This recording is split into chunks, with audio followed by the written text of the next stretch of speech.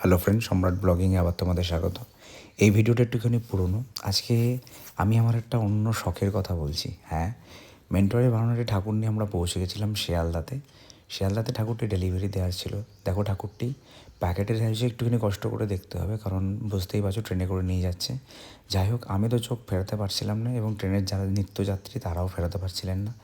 তোমরা যদি এরকম কোনো ঠাকুর চাও তো অবশ্যই আমাকে ডিএম করতে পারো। আমি আমার মেন্টরের ঠিকানা এবং ফোন নাম্বার তোমাদের দিয়ে দেবো।